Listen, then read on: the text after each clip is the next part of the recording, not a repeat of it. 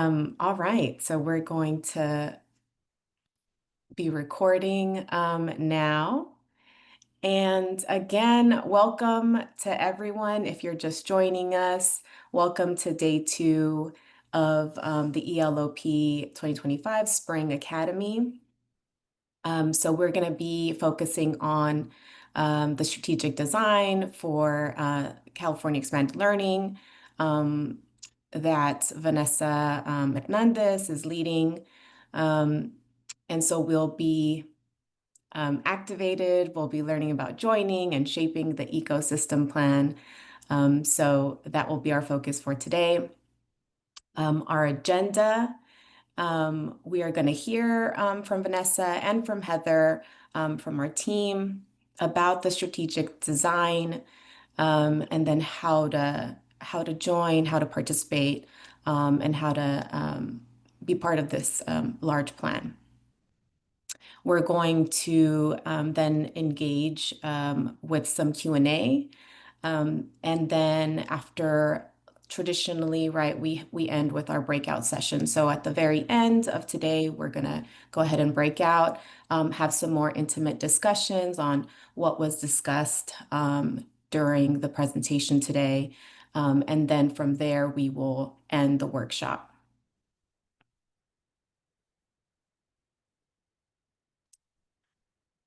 So our workshop intentions for today are understanding the design process for California's ecosystem plan, also known as the Strategic Plan 3.0.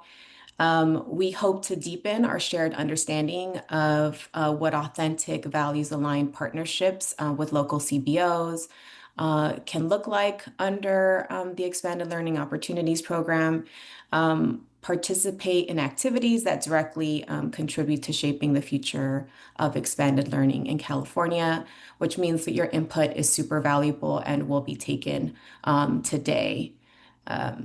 So please have fun engaging.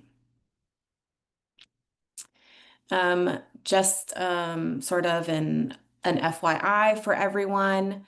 This is a shared learning space, right? And so we hold our workshops as shared learning and collaborative spaces and often update materials with content and resources lifted throughout the presentation.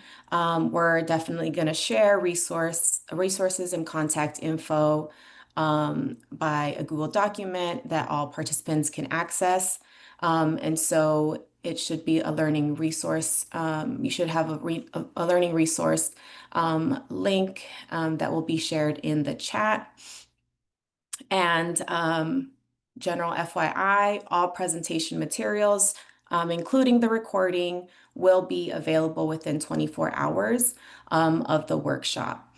And so quiz question, if you can like put it in the chat. When will you have your slides and recording? Let's see if someone knows the answer. Yes, 24 hours. Thank you, Amanda. Thank you, Anna. Yes, yes, yes. So you will get those materials within 24 hours. Um, so yes. And as proof, yesterday we had a great presentation from Tiffany and Heather around the nuts and bolts of expanded learning and 101, right? And how it aligns with education funding and how we fit into the larger education system. And so that presentation is already available on our website. You can also scan the QR code on the screen. And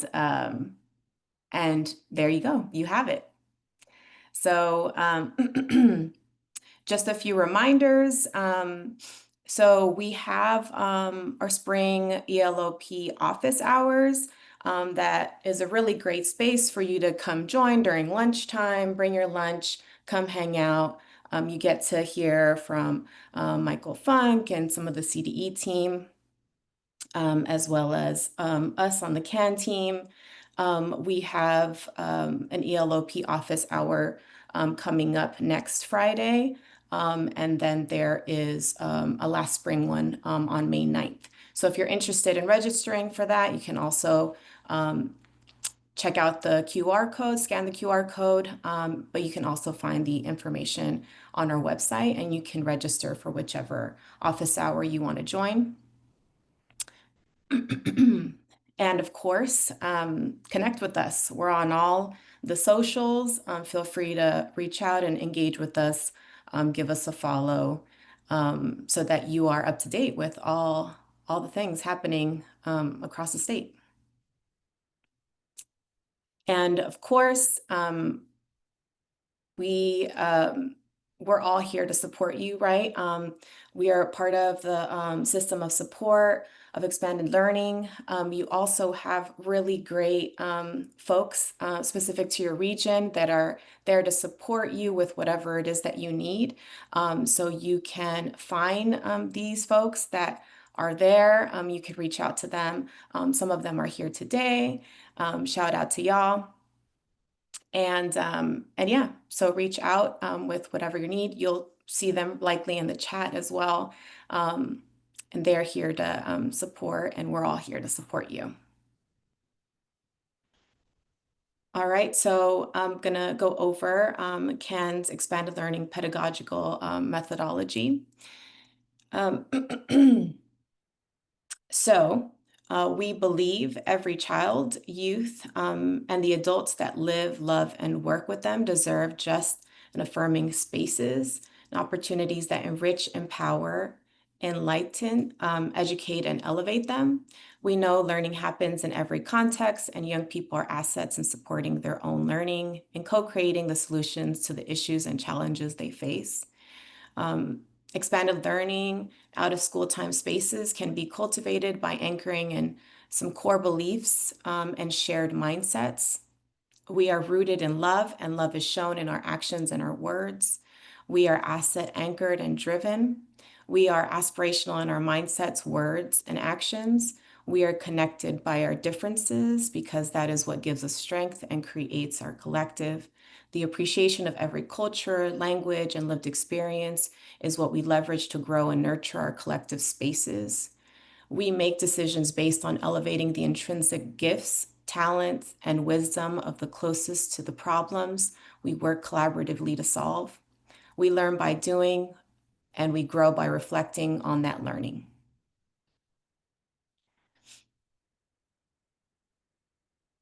And now I will pass the mic to our presenters, Vanessa Hernandez, Senior Specialist with our Policy and Outreach team, and in the future, Heather.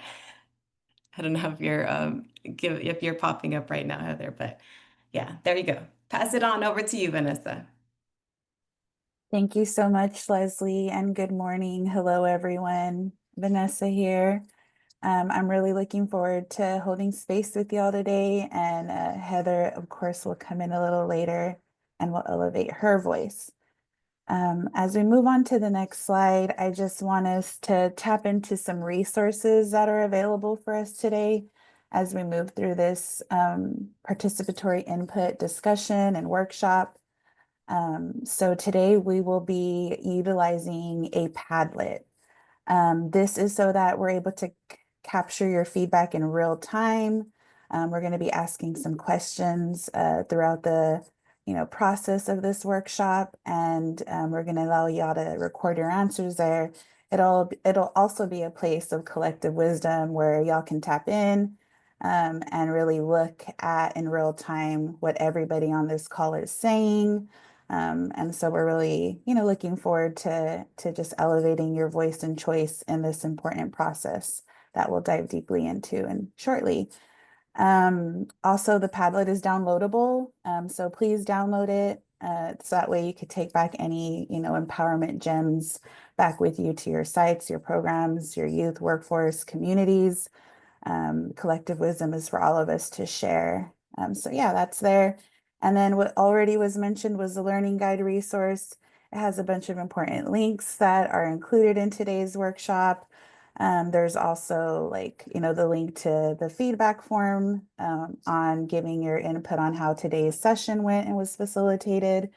So please tap into that. There's places for you to write down your reflections or questions that you have. So that's a really good resource to also use as you're learning and growing with us today. And we can go on to the next slide, right? And so we're all here today to learn a little bit about how to shape the future of expanded learning. And we have this ecosystem plan to leverage California's expanded learning infrastructure, which is Strategic Plan 3.0. And so I'm going to be spending a little time kind of like level setting and grounding us and a little bit about what this plan is.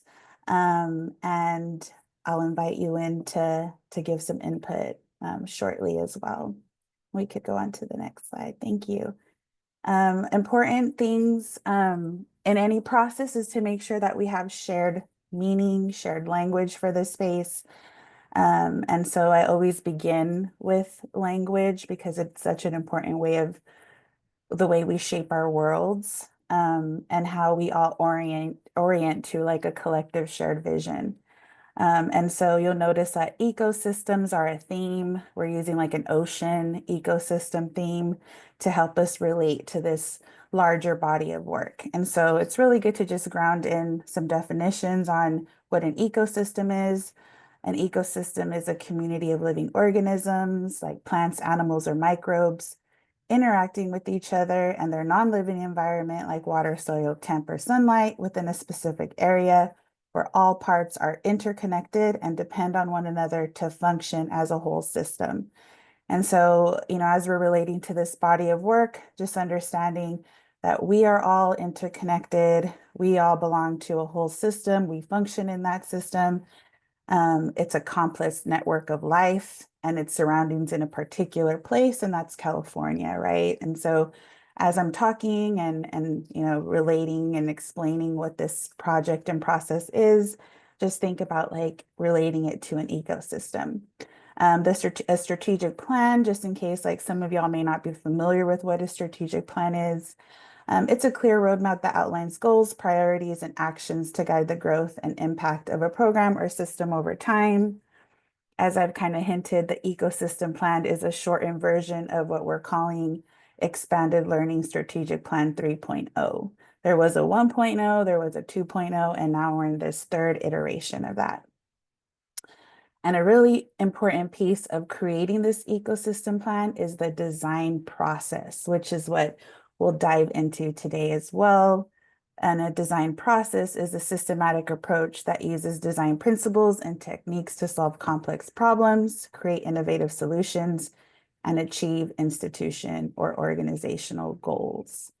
So those are some important keywords for us to kind of play with today and make meaning of. We can go on to the next slide. Thank you.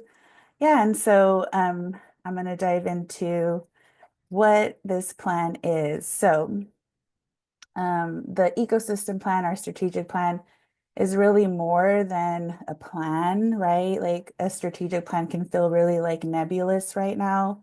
What we really want you to take away is that it's our collective care response and our collective impact strategy, right? To really leverage expanded learning in all we do and invite in the broader youth serving ecosystem into our spaces so that we can partner, unite to better serve our youth. And we really want to make sure that it's done in a community of care, one that is supported, but one that uplifts the community and also deeply cares for the next generation. So we hope that through this like workshop, you get to like tap into like what that process will feel like. We can go to the next slide. Thank you. Um, yeah, I think I just talked about this, but I think I skipped the slide. So going back really quick, we're also announcing that we're co-hosting this with the California Department of Education. And again, we're really making sure that expanded learning is an essential pillar of the California's education, health, and human services and workforce development ecosystems. So again, just reminding us of the ecosystem and how we're connecting that body of work to inviting a broader set of people who are in deep relationship with you serving work to the table to co-create this plan. There's a lot of opportunities and threats that exist within any ecosystem, including our ecosystem. And so this specific process allows us to like really sit with those, great things like funding and ELO-P, all the way to like certain threats that are threatening our after school program spaces of belonging. And that's why this plan is really important. And so now we can go to the next slide. And then, yeah, I talked about this already, but again, it is our collective impact strategy, and we really want to invite you all in. We can go to the next slide. Um, some guiding goals that I think are important to elevate around the ecosystem plan is that part of it is really focusing on us, like internally, healing and strengthening the expanded learning system.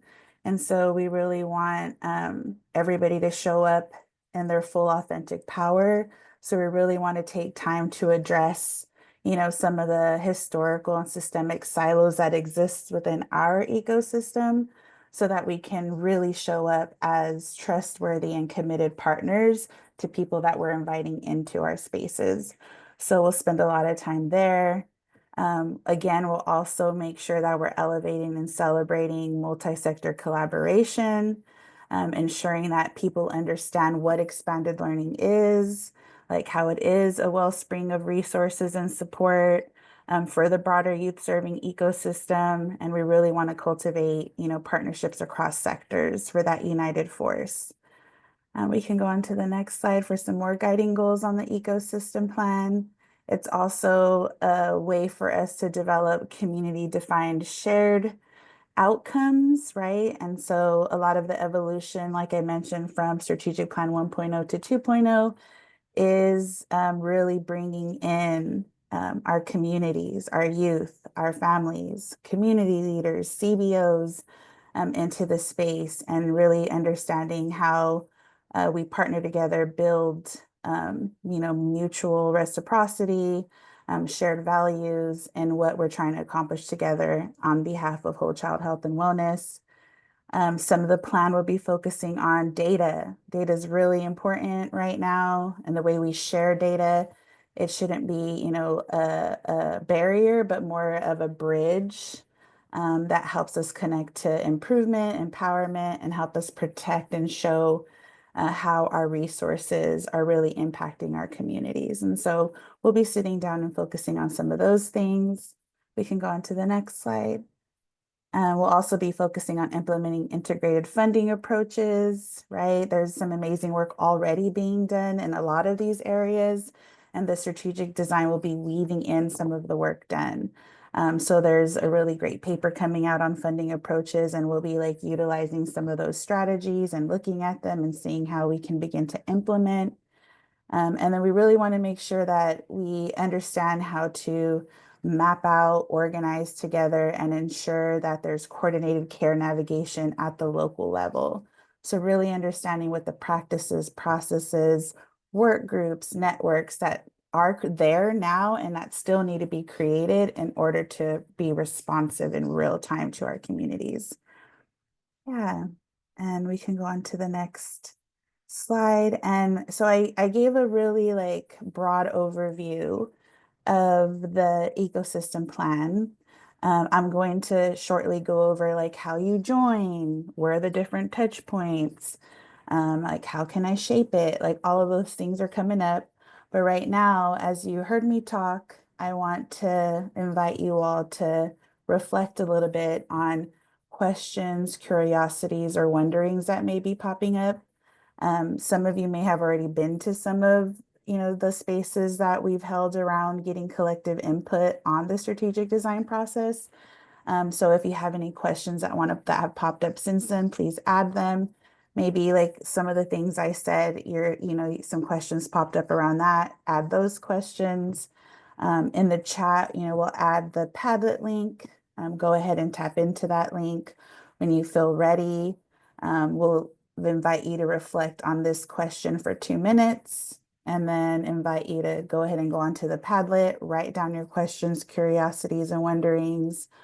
And then know that at the end of this workshop, there's a Q&A that we're making sure we have time for. And all of the questions that pop up will be answered by Heather and I during that segment of the workshop. So as we're going along every section, right, because we're going to get into activate, join, and shape. When we get into those different segments, questions may be popping up and we're asking you to write them here in this Padlet. Are there any questions about using the Padlet before I get started? You could drop those in the chat. If not, yeah, go ahead and tap into that Padlet. Take the next 3 minutes to write down your reflections, and then we'll come back and move on to the next section.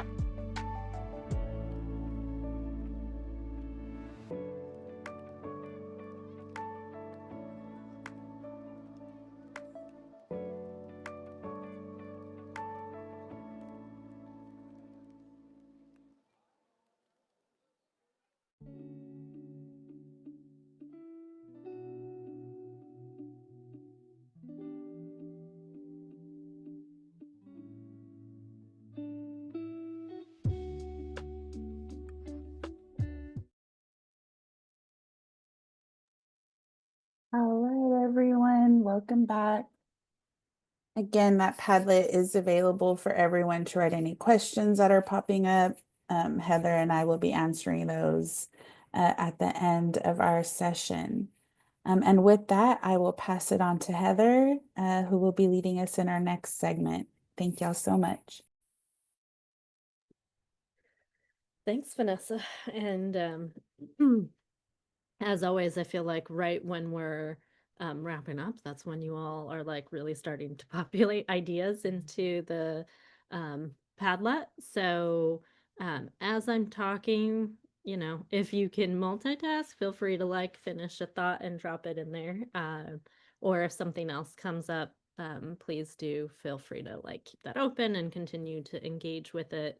And I'm just gonna talk for a few minutes about the power of partnerships, and um, we really wanted to ground today's session in the power of partnerships because it is essential both to ELO-P, and so you're here for an ELO-P Academy, and so we wanted you to take away something that felt very tangible related to expanded learning, things that you could take away today to think about Um, sorry, I'm there's also had a feedback. Make sure everybody's muted. So yeah, some things that you could hopefully take away today that are just feeling tangible, and you could look at how they apply to your expanded learning programs today, but also noting how that translates to the foundation of this work for the strategic design. And so really grounding in the importance and power of partnerships. So on the next slide are just a few things that I wanted to elevate. And so if if you all haven't taken a look at your ELO-P program plan in a while, or the new template that was released by CDE, it's a good time to go in there and look, because it's grounded in the quality standards for expanded learning, and there are a lot of call outs and recommendations to the importance of partnerships within expanded learning opportunities. And Vanessa mentioned this earlier, but we have and can exist a lot of times in silos, but it is really important for us to move this work in truly transformative ways for our students and communities to be in partnership with a lot of folks. And so we're going to talk about that a little bit more today.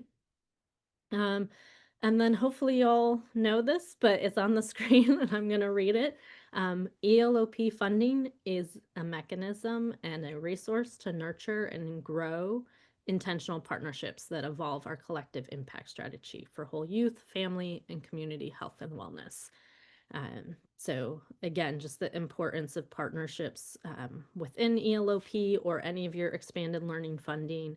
I think I saw a question pop up already in the chat about, right, like we have a low unduplicated pupil percentage and low funds. And so how do we do this work? Partnership is going to be essential, right? It can be sometimes easier to step away from partnerships when you have a large pot of money. So those of our districts, if you have a large pot of money, you might be saying like, well, we're good. We've got enough funds to pay for everything. But no matter how small or large your program is, no matter what your work looks like, partnerships are really essential.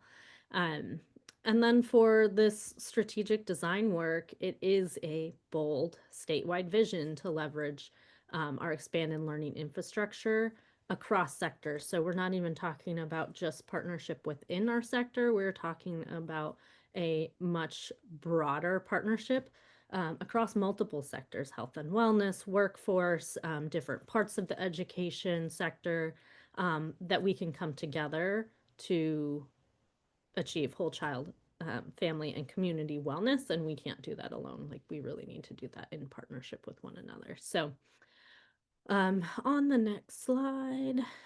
So this is also just kind of identifying, again, like we have our expanded learning and our after school and our out of school time communities. And even within this broad umbrella, we might function and exist in a silo, right? We even know on school sites, ACES programs and ELO-P programs are running separately. And really the intention is for students to have a comprehensive experience.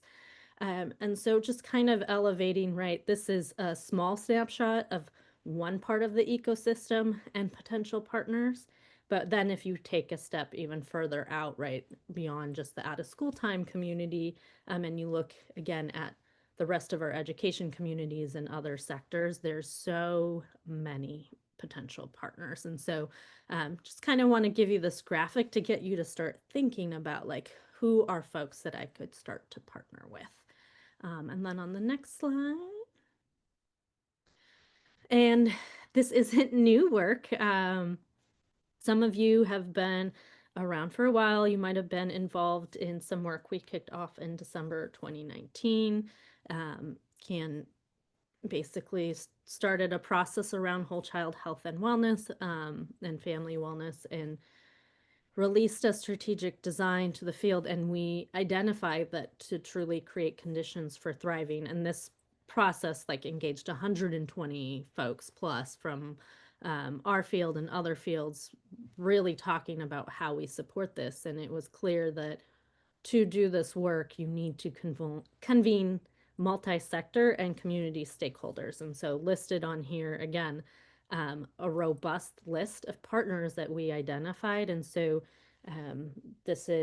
there are more. I'm not going to say this is inclusive of everyone, but again, this hopefully starts to generate for you, oh, I never thought about partnering with housing services, for example. And if you're interested in what that looks like, we actually have folks that have been engaged in that work in the past. And there has been parts of our field that have done work with housing services. So that is a really great opportunity to tap into that. Like, oh, that's not something I ever considered. And then, and so this work, I don't want to say it's new, right? We are grounding in work that has existed for a long time, but wanting to ensure that if you're leveraging ELO-P funding, and as we go throughout this process, that we're really making sure to be inclusive of these various sectors and different stakeholders. And I do want to highlight this piece at the bottom, and it says sector serving ages 0 to 24, right?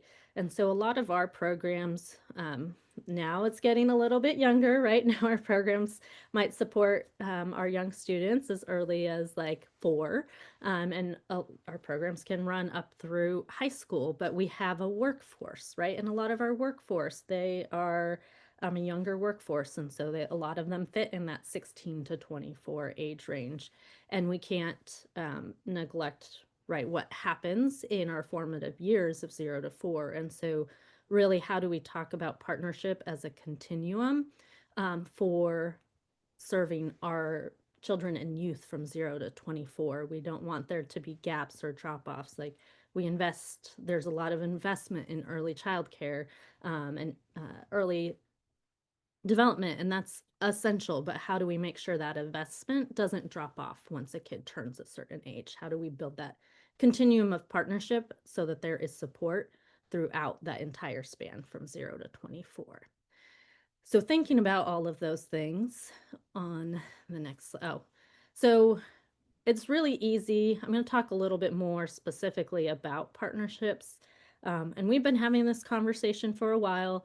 If you were, I don't even remember what year it was, but one of the Boost town halls one year, Michael gave his whole keynote on transactional versus transformative relationships. So again, we're not elevating anything new, but trying to reground in some of these core principles that we believe. And so this work, it's really essential that we're not just having transactional relationships, but that we're transforming and we are moving towards transformative relationships. And so on the next slide, this is something I'm going to invite you all to just think about. So this is a good reflection point. And so one of the biggest challenges we have when we're engaging in partnerships is that we're not necessarily on the same page about what do we mean when we say partner? What do we mean when we say let's collaborate? And if you're not on the same page, there can be expectations about what's supposed to happen. And if those expectations of each side are not in alignment, there can be a lot of frustration. So this is a collaboration continuum that I love. I found this, it's not new, it's from 2015. So again, we are grounding in things that have been around for a while, and there's probably plenty of other examples of this, but I like this one a lot because it gives you this range of different ways to collaborate with folks. And it is not necessarily saying that any of these are wrong, but it is helping you put language to what the partnership is, what the collaboration is. So, are you just networking? You're exchanging information for mutual benefit, or are you agreeing to work in cooperation, sharing resources? Maybe you're sharing staff, finances, space. Does this sound familiar? Our expanded learning space with our rest of our K-12 space, sharing space. So identifying the type of collaboration that you are truly seeking and having that shared language and shared expectation. So this is a great resource to just start to think about partners. Like, oh, I would love to partner with this person. Okay, but to do what? what kind of relationship do you want with them? Do they want the same type of relationship? So having that groundwork really helps. There's a lot of other aspects of building trust and different things that need to exist in partnerships, but this is a great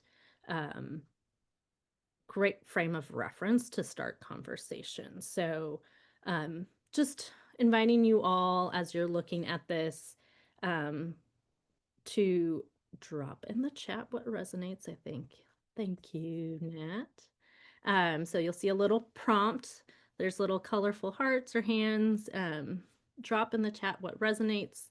A blue heart if you feel a strong community partnership is helping in your region or community move forward. A green heart if you've encountered a major barrier recently with partnerships.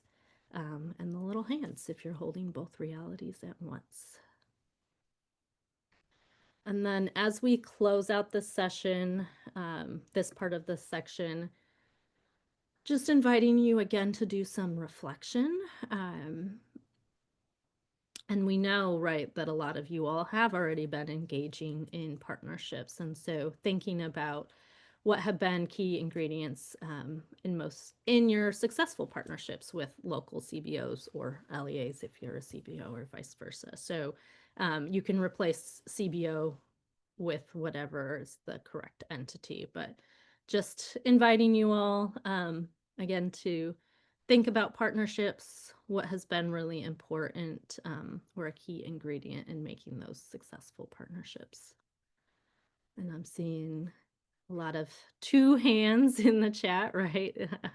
We know that a lot of you all are holding both realities, but a lot of blue hearts too. So it is fantastic to see that a lot of you feel like you have strong partnerships in your communities. So we'll give you all a few minutes.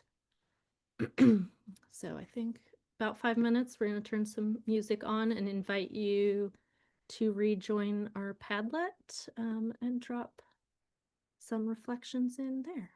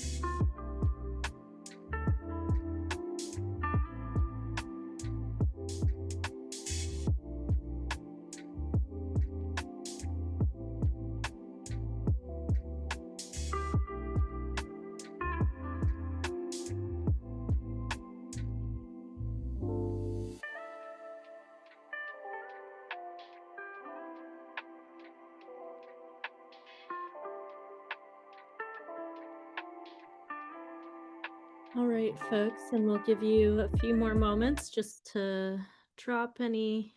You are in the middle of typing. Please complete your thoughts. And I'm gonna invite Vanessa to rejoin me in just a moment, and I'm just loving to see what's coming up in the Padlet. There's a lot of great content in here, seeing a lot of things right around communication, open lines of communication, expectations. How do you like establish regular touch points and communication points that work for you all? This, I'm just going to read this. This is a fantastic gem in here.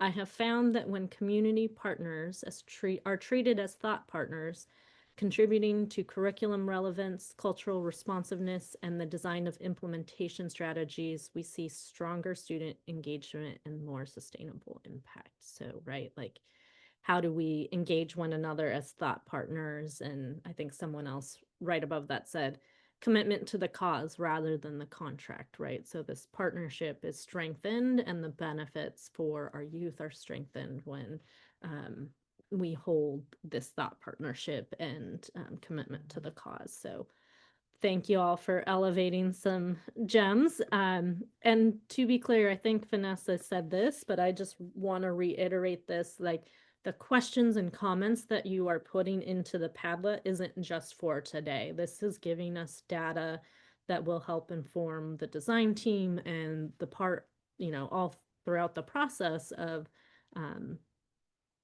things we need to consider as we're moving forward. And so this isn't just for today. You can certainly pull from it today what is helpful for you, but we are really going to be leveraging your responses as a data point moving forward. Vanessa, I'm turning it back to you. Thanks, Heather, for grounding us in the importance of partnerships. And again, just elevating that everybody's voice is really important in shaping this process. And attending today is a way for you to do that. And so what I'll be diving into next is join, right? We did activating partnership mindsets. And now we're inviting y'all to join the ecosystem plan. And I'm going to spend a little bit of time on the design process. So if we're remembering our shared language, there's like the strategic design and what that is, but there's a process that goes into creating that plan. And that process like involves partnership. It involves values aligned thinking. It involves, strategic goal setting. It involves all of those things. And so as we move forward to the next, slide and dive into this section, why join the strategic design? And so like, there's a bunch of reasons why on this slide.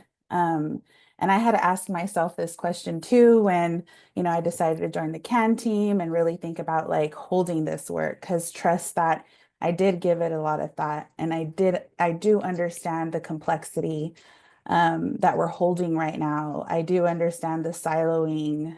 Those are all things that aren't lost on me.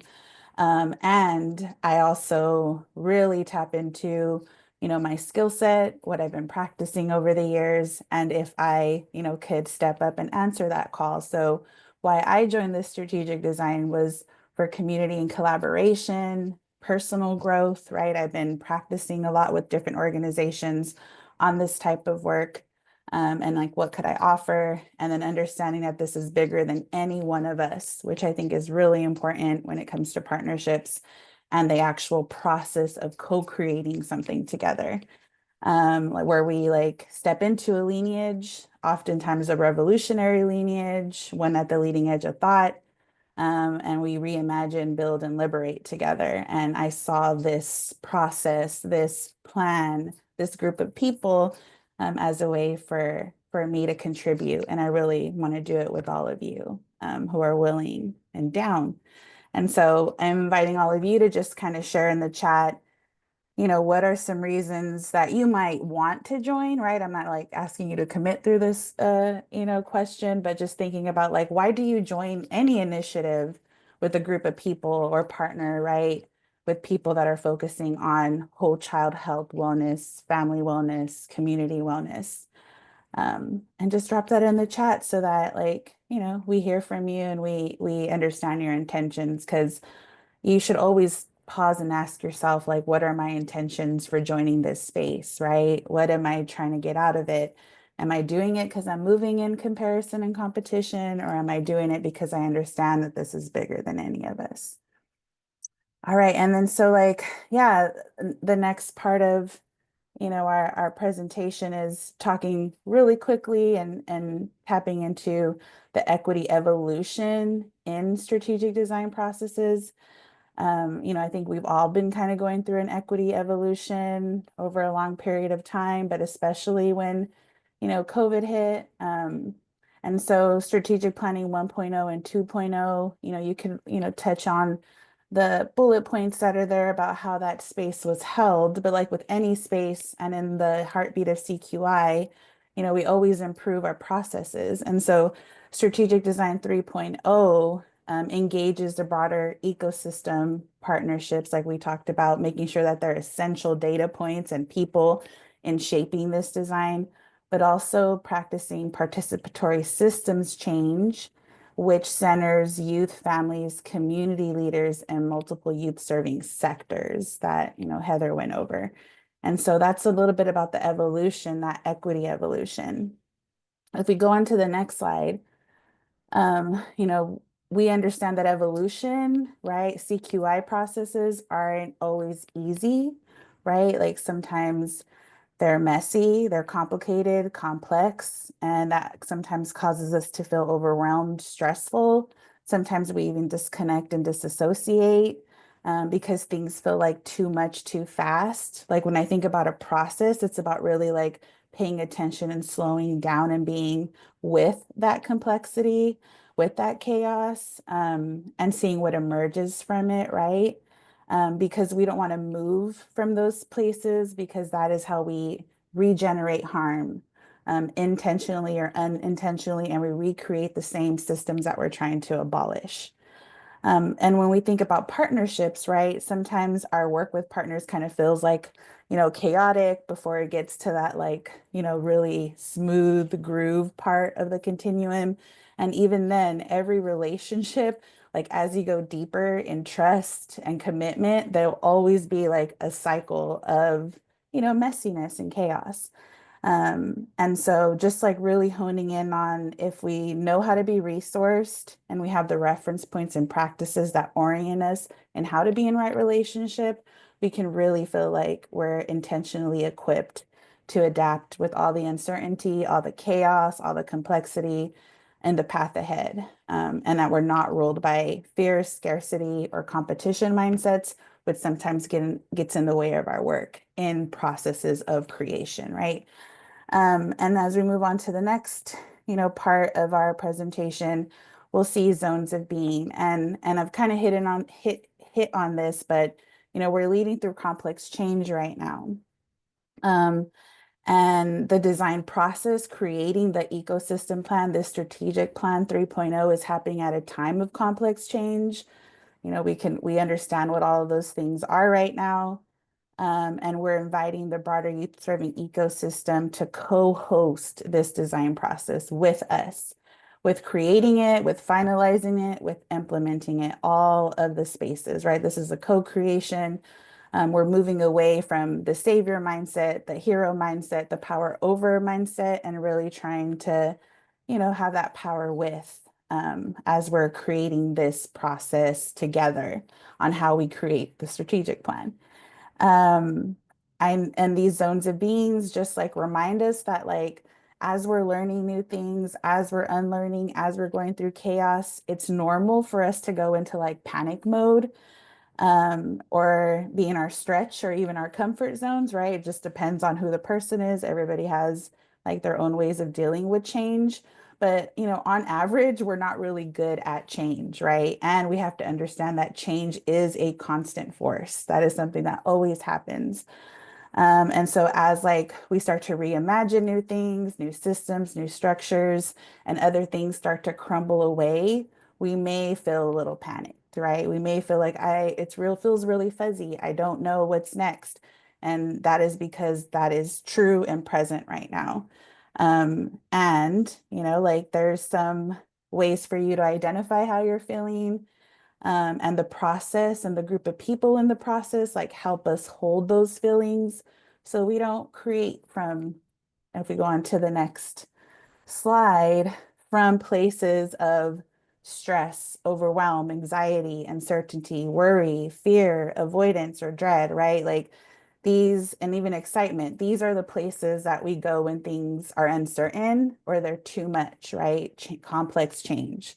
And as leaders leading through those things, we really need to understand when we're feeling those things so we're not bringing them into the process, because whatever you bring in the process, you bake into the design and you bake into the outcomes, and it ripples out into your communities, programs, your workforce. So just really thinking about like, yeah, how we, you know, understand how to hold these feelings. Moving on to the next slide, knowing that, you know, when we do experience overwhelm and trauma, chaos, complex change, leading through that, being responsible for lives, minds, hearts, all of those things that we feel, there is a toll that, you know, comes on us, right? Like one of my favorite things that I orient to is healing justice.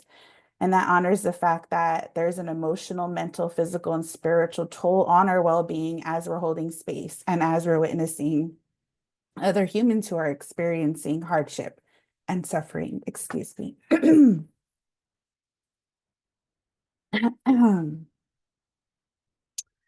This design process is going to require like us to listen really deeply, right, to the needs of our workforce, the needs of our families, the needs of our youth. And sometimes we really resonate and understand those perspectives and those experiences. And so sometimes, you know, these things will pop up and activate, right, different feelings in our well-being as we're showing up as care workers. And so I'm inviting you all to, you know, just tap into a little self-assessment and tap into like maybe how any one of these ways of being is showing up for you right now and how you hold space, right? And how might that impact how you lead, how you create, and how you move through complex change and how you lead through that. um, in the chat too, if you want to learn more about trauma stewardship, you know, there's a book. It's a really good companion to have as we're moving through the next 4 years and beyond.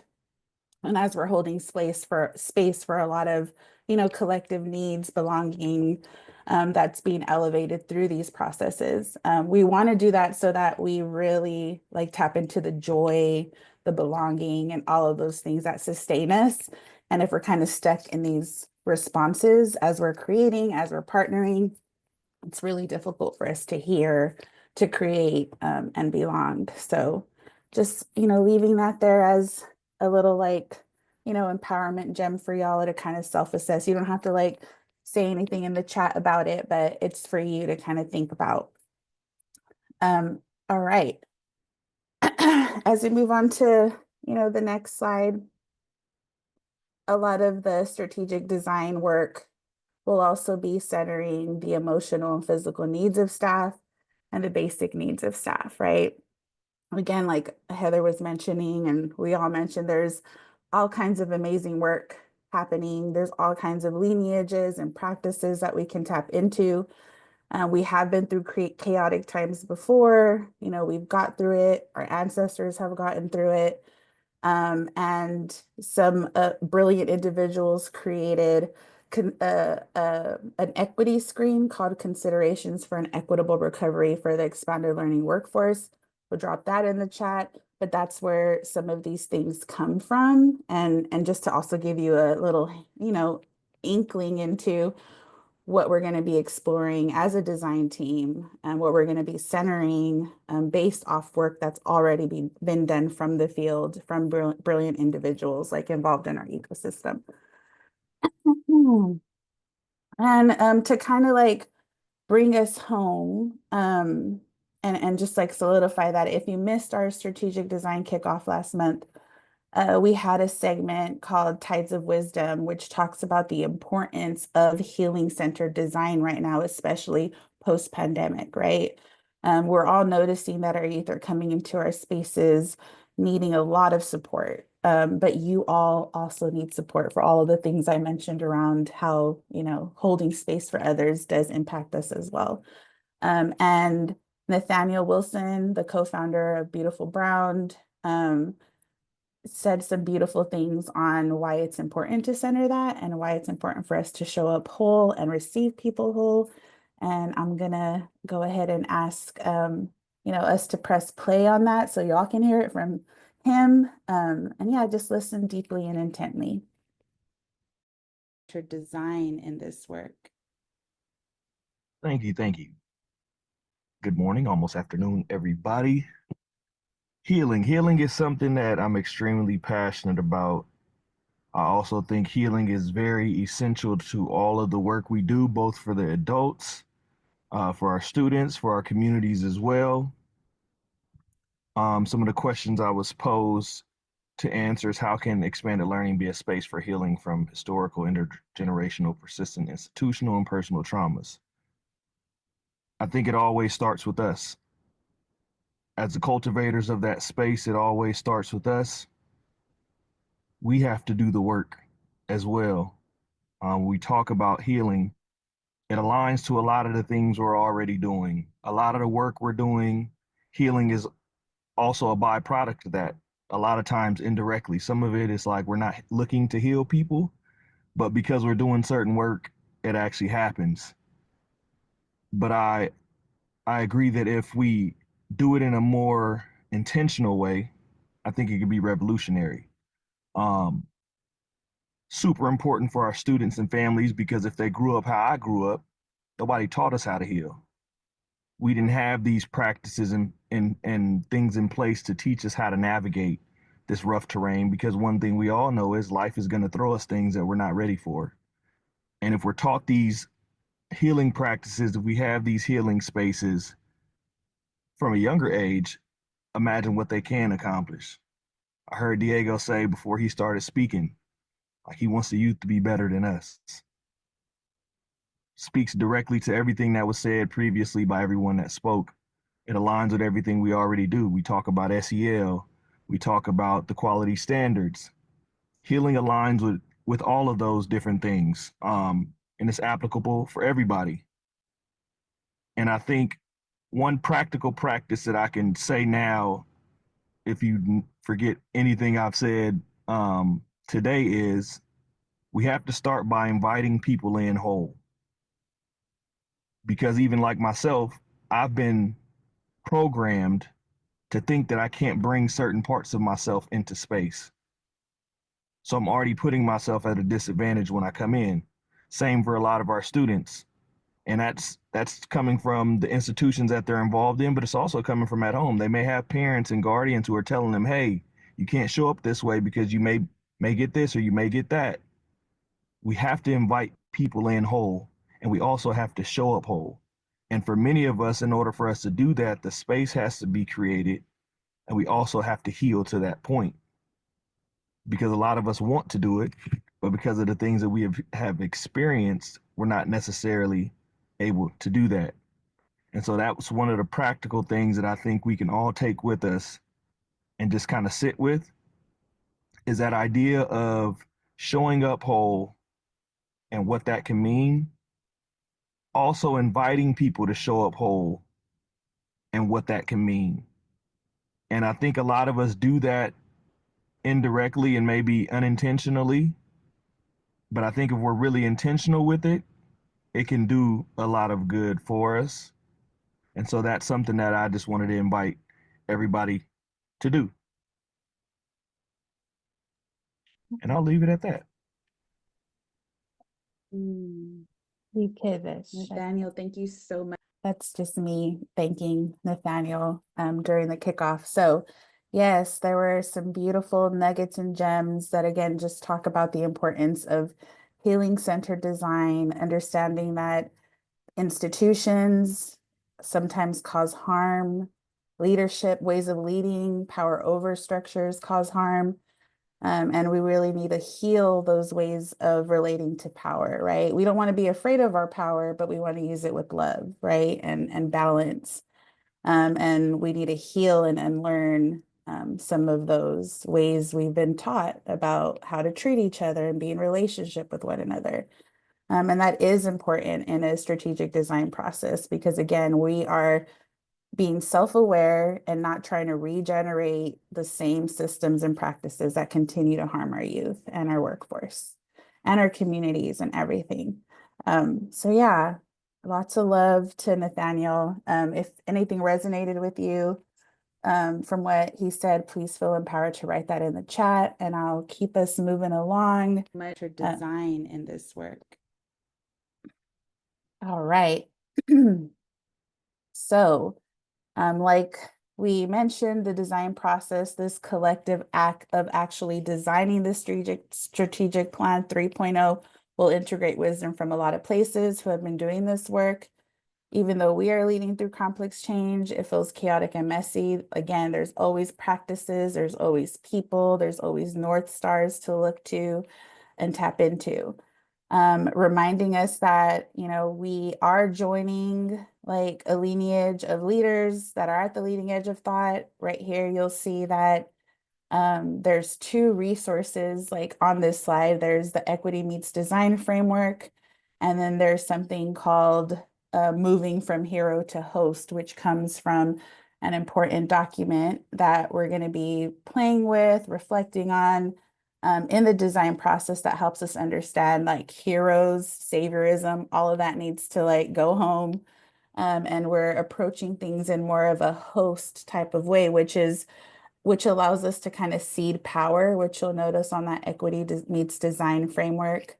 How do we seed power and how do we center the voice, choice, and needs of those farthest away from power, right?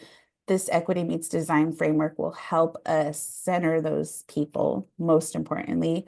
And then the hero to host will help us understand, again, how to release some things around power over that we're holding on to that's kind of harming people. And those are in the chat for y'all to reflect on as well, tap into, read, reflect. And if, you know, you've applied to the design team, like, you know, we're looking forward to like reviewing your application and getting back to you, but also like know, like these are some of the frameworks and practices that we'll be tapping into as we design the process and the plan together as hosts and not heroes. Okay, and then the next piece is, you know, I just wanted to like touch on really important North Stars that we're using in the process.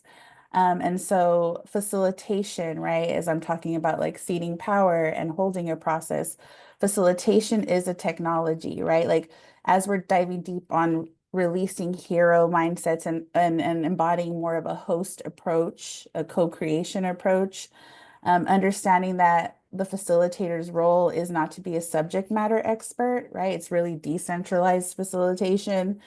We're here to assist the group in the process of forming, of defining itself and its direction, and of developing a plan of action to advance its strategy, right? That is like one way we are moving from hero to host by embodying this decentralized facilitation approach as a practice in seating power. And then like there's, just some little like principles that around emergent strategy that we're tapping into in the design process as well. Just reminding us that in leading through complexity, leading through change, it's really good to just ground yourself in a couple of things. So reminding ourselves that small is good, small is all, change is constant. So be like water. There's always enough time for the right work. There's a conversation in the room that only these people at this moment can have. Find it. Never a failure, always a lesson. Trust the people. If you trust the people, they become trustworthy. Move at that speed of trust. And we talked a little bit about that in our newsletter. So if y'all want to like just doing a little plug for our newsletter, if you want to read a little bit more about an update from our strategic design process and how we're implementing these emergent strategy principles into the design. Of course, focusing on critical connections more than critical mass. We want to build the relationships, which is what partnerships are about. And again, like Tiffany mentioned yesterday, partners are our families, our youth. They're way more beyond than just community-based partners or school day partners. And less prep, more presence, right? That's really letting go of control. Really being present for a process requires you not to prep and control everything. And so, yeah, we're all focusing on more presence in this process and understanding that what we pay attention to grows. So what are we paying attention to in this process? So those are some things that just again, help with processes of complexity of designing something. And so that we're not rebaking, injustice or inequity into our processes. Another way that we'll stay accountable is using this framework called the Participatory Systems Change for Equity. It's a guide for youth and family serving agencies that helps us really identify, decide, implement, and assess priorities and actions and investments that work toward eliminating systemic oppression and generating system conditions that promote equity, opportunity, and well-being. And so the design team will also be exploring those processes and how we infuse that into our process of getting the data that we still need, right? And then actually creating the ecosystem plan. And hopefully too, like y'all, I was reading some of the questions that you all had and wrote in the very beginning when we had you all reflect. So maybe some of the questions are being answered through this section. So like tap into that too as we move into our Q&A shortly. All right. And in the chat, that participatory framework will be, placed in there. I invite y'all to tap on that too. Because I have a lot of great ways on how to include community youth voice and choice in a lot of fun ways with like family-centric events to like street data, how you get that, which I think are really important processes in seating power and really focusing and centering the voice and choice of those most impacted by our educational system. Moving on to how to join the ecosystem plan. So like if you've been wondering and haven't really been like caught up yet or haven't attended any of our spaces, I wanted to make sure that you understood how to join the process. So, we have observer, contributor, co-creator, and engaged listener. As you can see, co-creator has been X'd out. We've been like on our social media, newsletters, emails, recruiting for the actual design team, which I'll go over shortly, like what that is, but it's a group of 25 people who are coming together again to co-host, right? Releasing Hero, coming into hosting what this process will look like as we gather data, as we center different practices to actually create and generate the plan. That is closed. That was closed on Friday. We have a lot of applicants that are great. Thank you all if you're in here for applying again. But that option is no longer available, short of the line. We do have like an observer if you feel like right now I could just follow along. You know, we want you to do that, like follow us on all of our social media platforms. There's a link in the chat that will allow you to kind of sign up and like check off how you want to engage. And that's a way for me to stay accountable, to like make sure you're on that newsletter, to make sure that I am reaching out to you. If you have questions, or if you are interested in the ecosystem advisory team, which is the next space that is opening up, and that's around 125 people that will be coming together 3 times. And we'll go into like what those 3 different spaces will look and feel like. But that's opening up soon, not until summer. Again, not until summer. And reminder that like, because we're co-hosting, not everything's designed yet, because we're waiting for the design team to help us design some things. And so part of the design team will be under like selecting and coming to consensus on the actual way we're going to invite the ecosystem advisory team in, that 125 people. So more to come on that. We're going to convene the design team shortly, and we're going to come up with all of those important things so that we can move forward in the process. Another way is to be an engaged listener. If you're interested in having a listening session, which is, me coming out, or a member of CAN, or a virtual workshop, where we hold space for a group of people that you're interested in elevating in this strategic design process, like that's a way for you to engage. There'll also be like a survey, right? That you could just fill out, and like you're like, I may not have time this season in my life to do all that, but I do want to contribute, so I'm going to do a survey. You can also have a one-on-one with me. Like I'm always down to have an individual one-on-one session and hear any input that you want to have around the strategic design plan. So those are some ways to join, right? And again, fill out that interest list so that I make sure I tap into you. As I kind of mentioned, just going to the next slide, the design timeline, you'll see that you'll just see like where we've been and where we're going.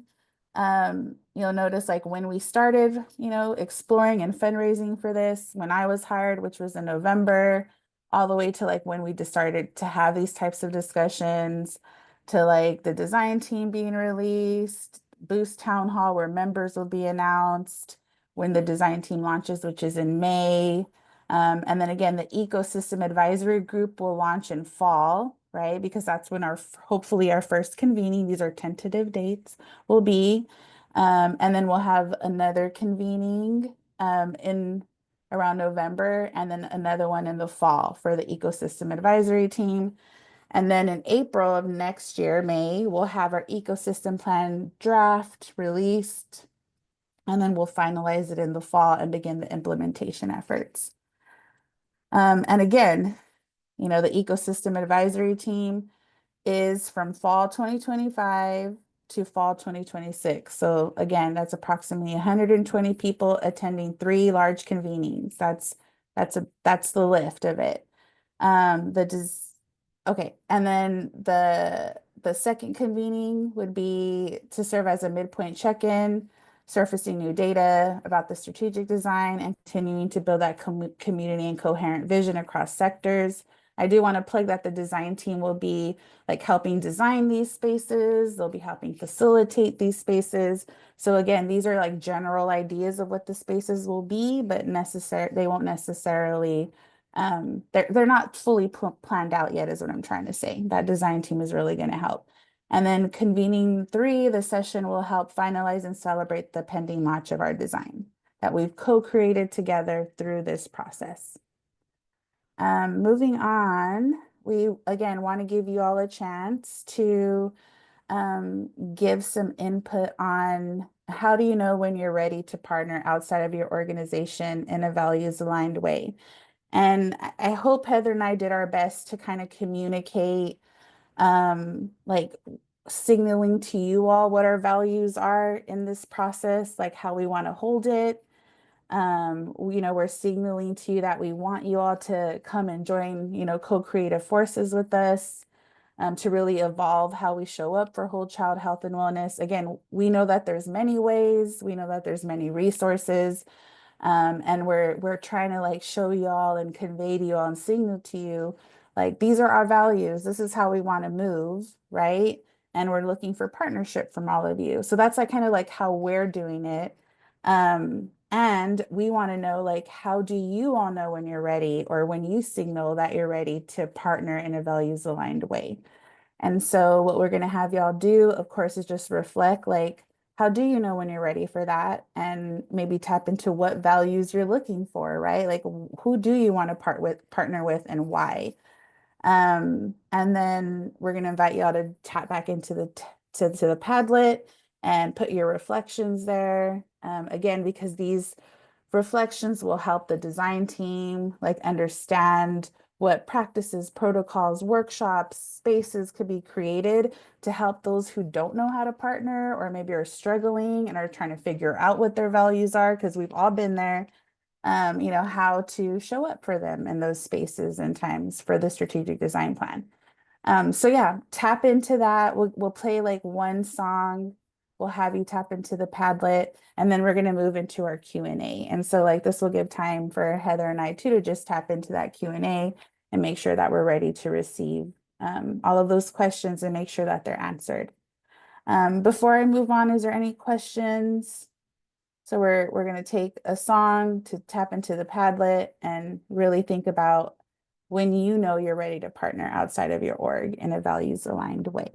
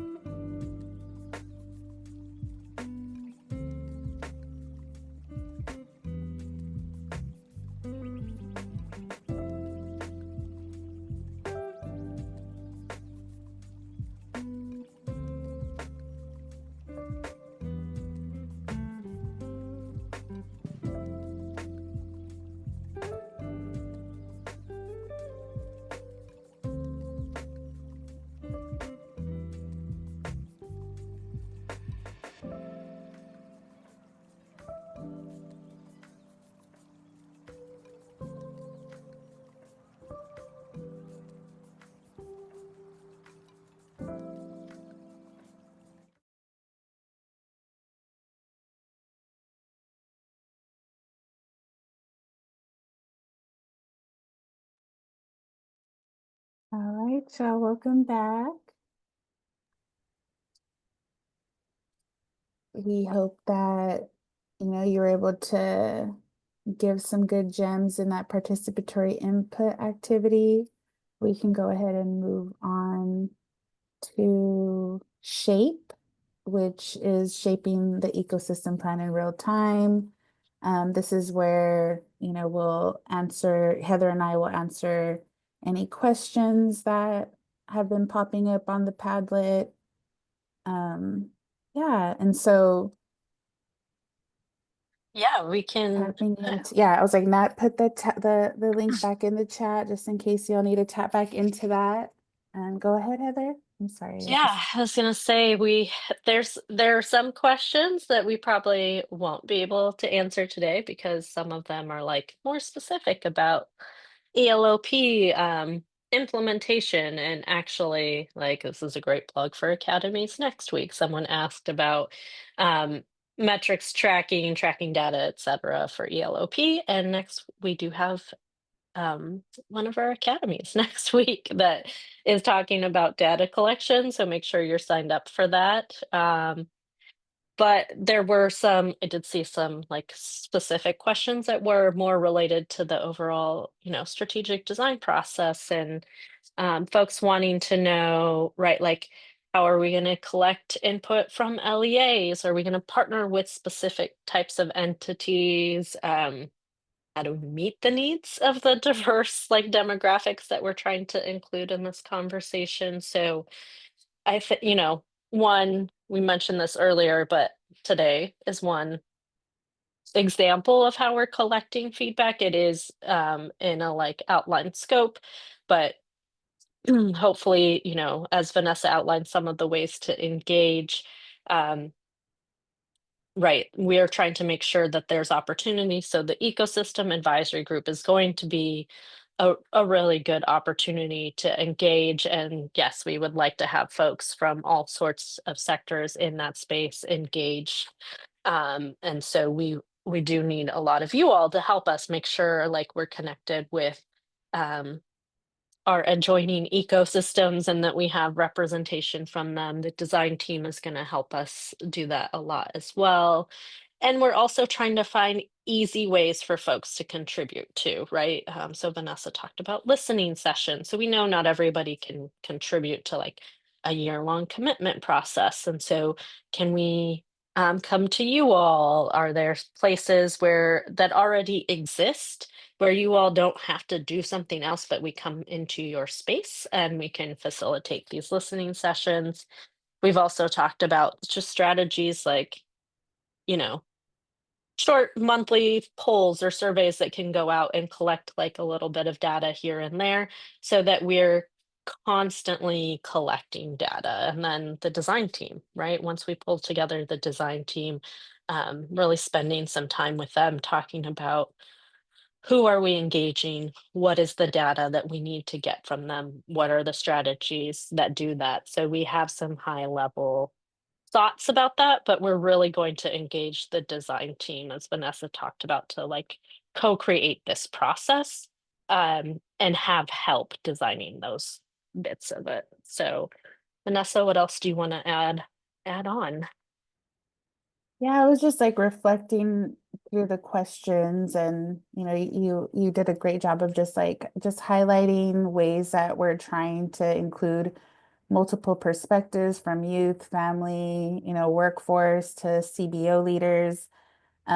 Yes, like if there are listening sessions that you're interested in, please reach out.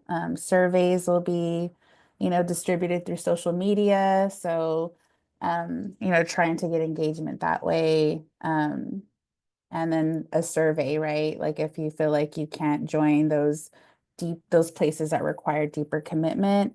There's also like a lot of very specific questions like Heather was mentioning, which I still think is really good data for us to take back to the design team, right? To the ecosystem advisory, places that will exist, so that they can begin to think about the questions that you all are having around, how do I, move out of a power over, I got a question like, there's a lot of power over in my organization. Like, how do I move through that? Right. And so like these are questions that we can sit with, we can think about, strategize, and figure out what support spaces that you all need in these upcoming, 4 years, so that you all feel like you have the skills that you have that are necessary, I should say, for whatever's coming your way. Like Nathaniel talked about, there's so many things that get thrown at us, and what does it look like to really sit and prepare for some of those things and have spaces to talk about all the things that get kicked up and the struggles that exist when we're trying to do this work. um yeah, and yeah, I didn't see, I do want to like just open it up really quickly to if there was like a question on here that you feel like me and Heather can answer that we kind of didn't right now.